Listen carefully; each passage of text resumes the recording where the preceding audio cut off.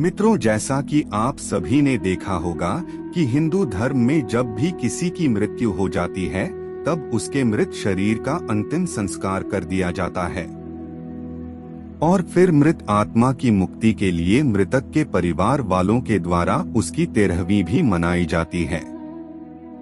परंतु क्या कभी आपने सोचा है कि आखिर 13वीं मनाई क्यों जाती है और इससे उस मृत आत्मा को क्या फल मिलता है?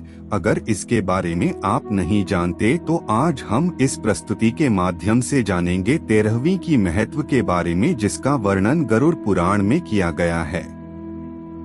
मित्रों, इससे पहले हम वीडियो में आगे बढ़े, अगर आप हमारे सनातन धर्म पुराण चैनल पर पहली बार आए हैं तो चैनल को सब्सक्राइब अवश्य कर ले। तो चलिए शुरू करते हैं। गरुड़ पुराण में बताया गया है कि जब भी किसी की मृत्यु हो जाती है तो मृतक की आत्मा अपने परिवार वालों के आसपास ही भटकती रहती है, क्योंकि मृत्यु के बाद मृतक आत्मा में इतना बल नहीं होता कि मृत्यु लोक से यमलोक की यात्रा तय कर सके।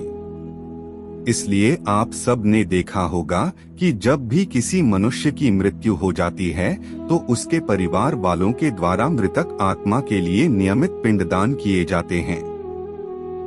गरुड़ पुराण के अनुसार मृत्यु के बाद 10 दिनों तक जो मृतक के नियमित पिंड दान किए जाते हैं उससे मृत आत्मा के विभिन्न अंगों का निर्माण होता है और इसी तरह 11वें और 12वें दिन शरीर पर मांस और त्वचा का निर्माण होता है। फिर 13वें दिन यानी कि 13वीं को जब मृतक के नाम से पिंडदान किया जाता है तब उसे इससे ही यमलोक तक यात्रा करने की शक्ति प्राप्त होती है। फिर वे आत्मा यमदूतों के साथ अपने यात्रा के निकल पड़ती है।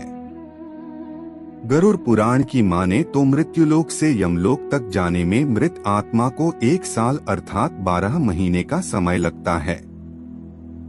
मित्रों, यह भी माना जाता है कि मृतक के परिजनों के द्वारा इन 13 दिनों में किया गया पिंडदान 1 वर्ष तक मृत आत्मा को भोजन के रूप में काम आता है।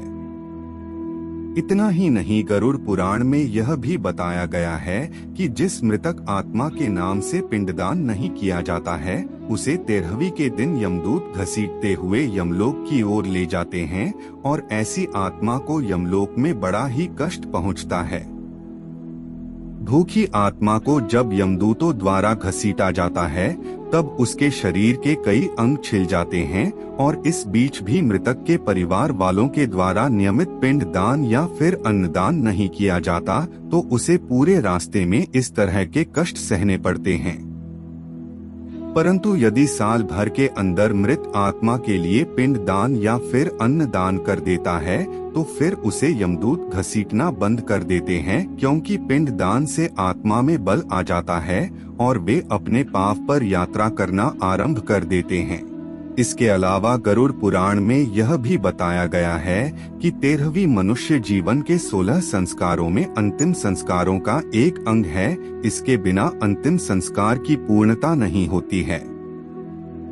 गरुड़ पुराण के अनुसार जिस मृत आत्मा के 13वीं की क्रिया नहीं होती है उसे प्रेत योनि से मुक्ति नहीं मिलती है। साथ में यह भी बताया गया है कि 13वीं के दिन कम से कम 13 ब्राह्मणों को भोजन अवश्य कराना चाहिए और यदि मृतक के परिवार वालों की आर्थिक स्थिति अच्छी है तो वो 13 से अधिक ब्राह्मणों को भोजन करा सकते हैं।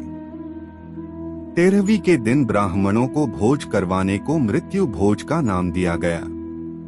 गरुड़ पुराण में आगे बताया गया है कि कम से कम 13 ब्राह्मणों को भोजन कराना इसलिए अनिवार्य है ताकि मृत आत्मा को यमलोक की दूरी तय करने में उसे भोजन प्राप्त हो और ये भोजन परिवार वाले अपनी स्थिति के अनुसार करा सकते हैं।